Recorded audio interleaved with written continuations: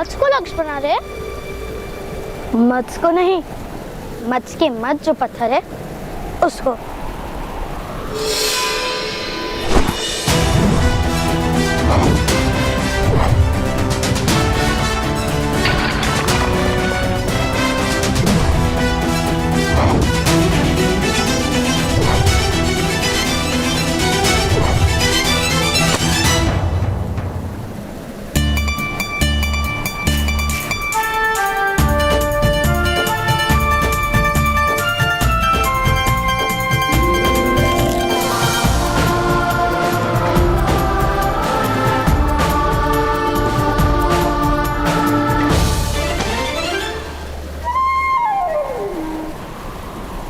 प्रयत्न करो।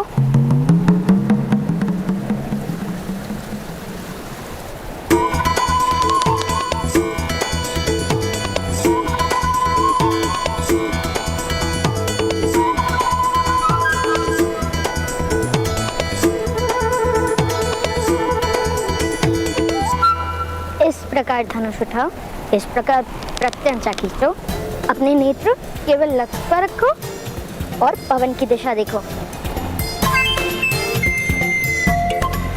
संधान करते समय मस्तक थोड़ा सा नीचे और हाथ ऊपर होने चाहिए। ना मस्तक मेरी आज्ञा मान रहा है, ना हाथ और ना ये धनुष। मुझे लगता है मेरे कारण आपको माता का प्रेम कभी प्राप्त नहीं होगा। प्रयत्न करते रहो शोन, उस प्रयत्न से क्या लाभ होगा उसकी चिंता छोड़ दो। जाओ शोन, अब तुम फिर से प्रयत्न करो।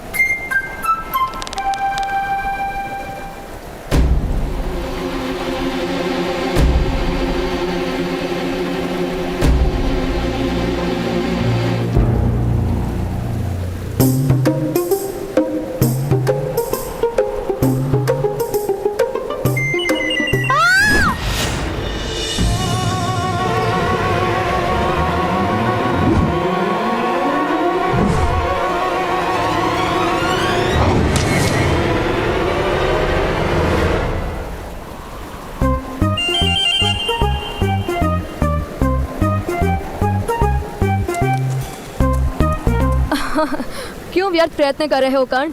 मेरे पिता कहते हैं कि धनुर्विद्या सूतों का कार्य नहीं है। किंतु मेरे ताऊ कहते हैं विद्या उनकी होती है जो ग्रहण कर ले। और यदि विद्या ही क्षत्रिय होने का प्रमाण है तो शोण भी धनुर्धारी बन जाएगा।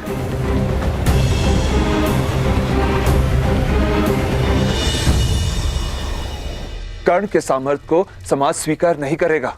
सामर्थ्य कभी स्वीकार की याचना नहीं करता, नए समाज की रचना करता है। प्रार्थना नहीं, परिवर्तन करता है।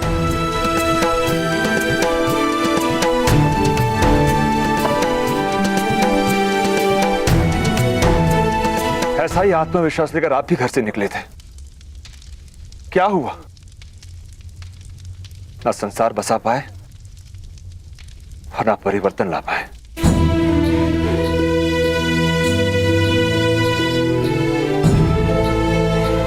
क्योंकि मुझ में सामर्थ्य कम था। किंतु कर्ण दिव्य है, वास्तव में दिव्य है। अवश्य किसी देवता का प्रसाद है ये तुम्हारा सौभाग्य है कि कर्ण ने तुम्हारे घर में जन्म लिया है। कर्ण वो है जो समय को बांधेगा, जो इतिहास का निर्माण करेगा, जो समाज में परिवर्तन लाएगा। मूर्खतापूर्ण बात मत करो। क्षत्रिय तो जन्म से ही होता है। तो क्या क्षत्रिय विद्या लेकर जन्म लेते हैं? हाँ अवश्य, इसीलिए तो कहते हैं धनुर्विद्या पर क्षत्रियों का अधिकार है। तो करो प्रदर्शन अपने क्षत्रिय होने का।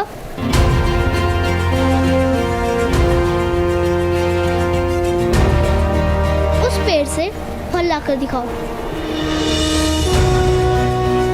मत्स्य के मत से तुम्हें अपने बाण का मार्ग बनाना पड़ेगा।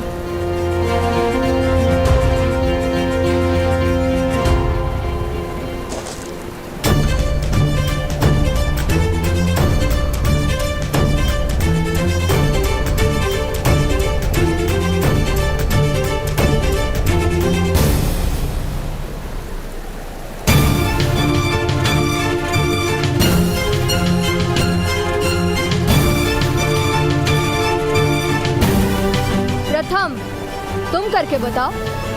किंतु शोण अभी क्षत्रिय नहीं बना, उसकी विद्या भी पूर्ण नहीं हुई।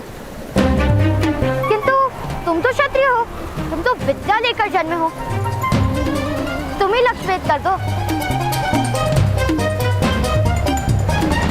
नहीं, मैं लक्ष्य भेद नहीं कर सकता। अर्थात तुम क्षत्रिय नहीं हो। तुम क्या मेरे साथ प्रतियोगिता करोगे? पहले तुम मेरे भ्राताश्री को पराजित करके दिखाओ।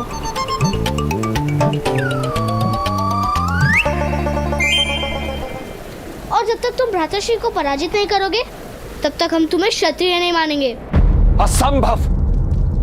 मैं अपने छोटे से बालक के कंधों पर आपके सपनों का भार नहीं आने दूंगा। कृपा करके उसके मस्तक में मिथ्या वचन मत भरिए। मेरी तो केवल इतनी इच्छा कि वो अपना जीवन सुख और संतोष के साथ जिए। नहीं बनाना चाहता उसे योद्धा, नहीं करवानी है समाज के साथ शत्रुता, उसके जीवन में संघर्ष नहीं भरना चाहता मैं। सामर्थ्य और संघर्ष में तो पति पत्नी का संबंध है अधिरथ। नहीं भ्राताश्री, कोई संघर्ष नहीं होगा उसके जीवन में। कर्ण सामान्य है और एक सूत की तरह सामान्य जीवन जिएगा। इस समय प्रकाश कम हो गया है, मैं कल प्रातः का लक्ष्य भेद कर दूंगा। यदि तुम लक्ष्यभेद नहीं कर पाए तो तुम्हें भ्राताश्री के चरण स्पर्श करने पड़ेंगे, और यदि लक्ष्यभेद कर पाए तो मैं तुम्हारे चरण स्पर्श करूंगा। चलो श्वेत केतु, चलो।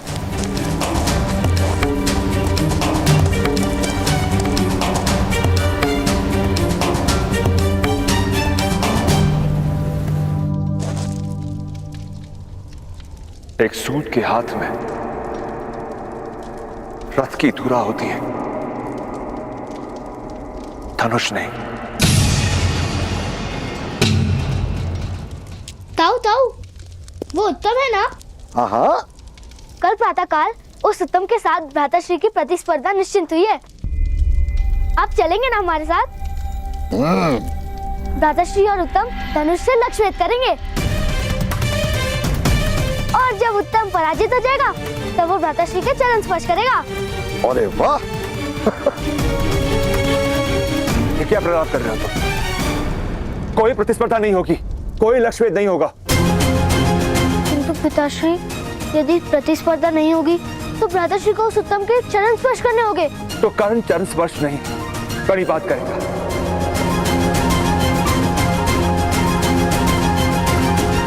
किंतु तुम दोनों मेरा आदेश नहीं टालोगे। कल प्रातःकाल कर्ण धनुष को हाथ नहीं लगाएगा।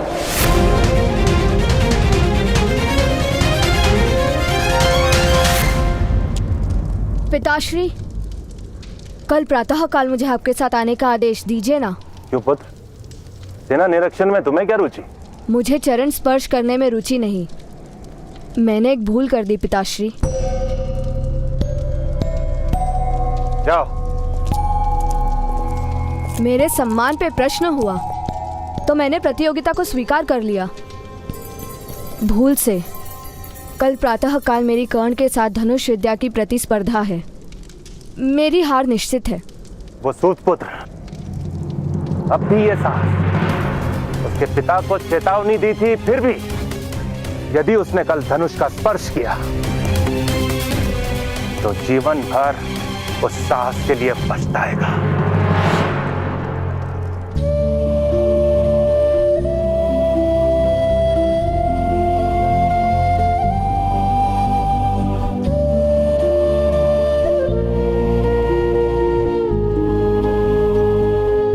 कर्ण चरण स्पर्श नहीं, बड़ी बात करेगा।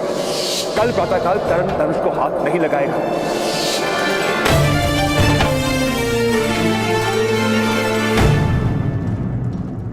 तुम्हारी ओर से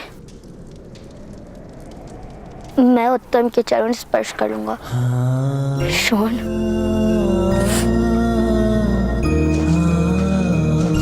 भ्राताश्री, आप उस उत्तम के चरण नहीं स्पर्श करेंगे।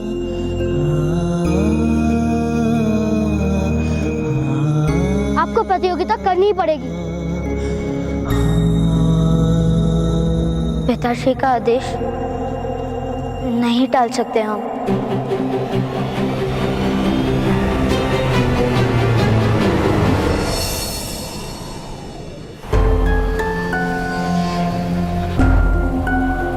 वो सूत पुत्र नहीं आएंगे। क्षत्रियों से प्रतियोगिता करने का साहस सूत पुत्र में नहीं होता पुत्र।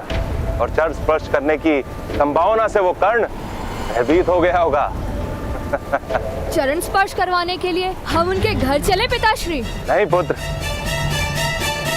अब तो गांव के बीच वो कर्ण तुम्हारे चरण स्पर्श करेगा। चलो।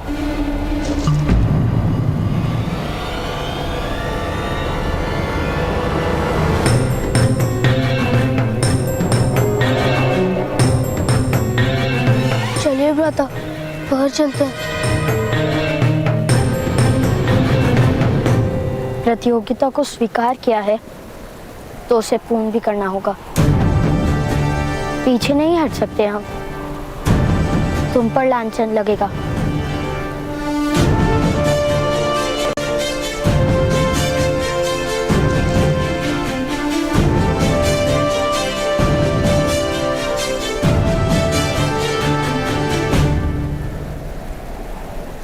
प्रतियोगिता करोगे कैसे सुपुत्र?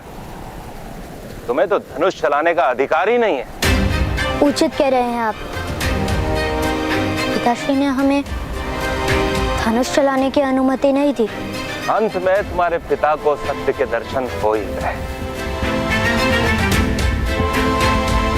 आओ शोण, मेरे चरण तुम्हारी प्रतीक्षा कर रहे हैं।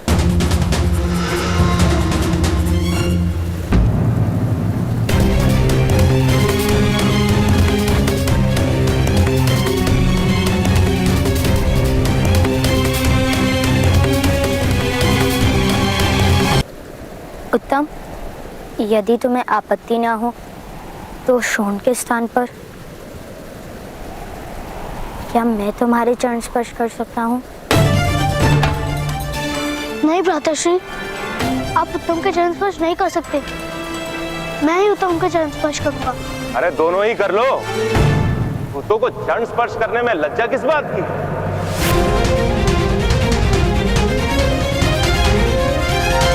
क्षत्रियों के चरण स्पर्श करके अपने वास्तविक स्थान को स्वीकार करो।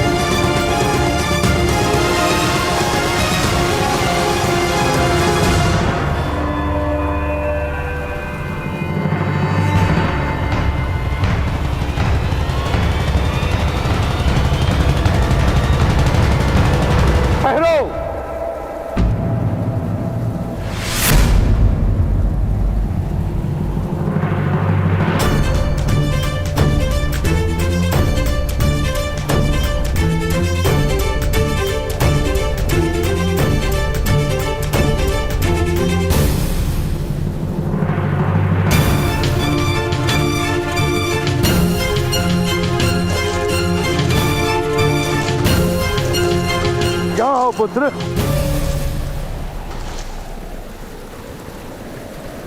मध्यम महोदय, जब सूतों को धनुष स्पर्श करने का अधिकार ही नहीं तो प्रतियोगिता का आवाहन ही मिथ्या था। जय पराजय का प्रश्न ही कहां उठता है?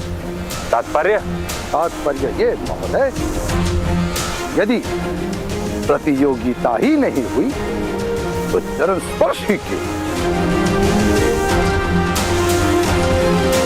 उचित कह रहे हो। चरण स्पर्श करने की कोई आवश्यकता नहीं। बस इन सूत पुत्र को अपना स्थान स्मरण रहे, वही काफी है। चलो तब। किंतु आपके पुत्र को तो धनुष स्पर्श करने का अधिकार है ना? ये यदि उसने लक्ष्य वेद नहीं किया तो उसे कर्ण के चर स्पर्श करने होंगे। आओ आओ पुत्र उत्तम, आओ कर्ण के चरण स्पर्श करो या लक्ष्य वेद करो। जाओ पुत्र, लक्ष्य भेद करो, जाओ।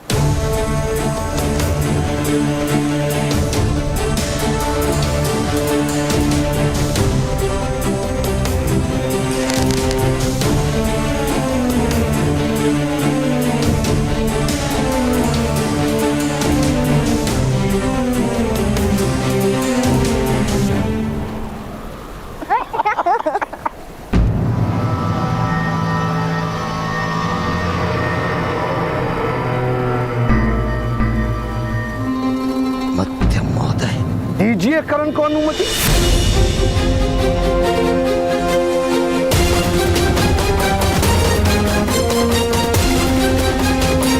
दीजिए कर्ण को अनुमति। पिताश्री ने हमें धनुष चलाने की अनुमति नहीं दी। अनुमति दी। आओ कर्ण, धनुष स्पर्श करो। जाओ पुत्र कर्ण, अपने सामर्थ्य का ज्ञान दे दो मध्य महोदय को। नहीं तो पिताश्री ने धनुष स्पर्श करने की अनुमति नहीं दी।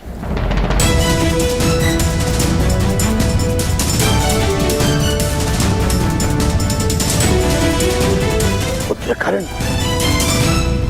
ईश्वर ने 2 हाथों के साथ 2 पैर भी तो दिए हैं।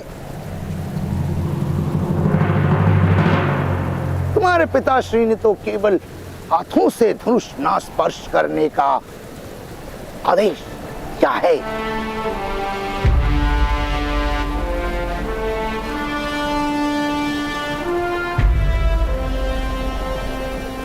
दिव्य दृष्टि से बाण शक्ति से जीते ये सारा रण, शांत चित्त धरे आत्मबल भरे जीते हर बाधा कर्ण। छूट ना पाए लक्ष्य हो चाहे सूक्ष्म सा छुपा हो कर्ण। मित्र वेग है सूर्य तेज है कवच चढ़ा इसके तन।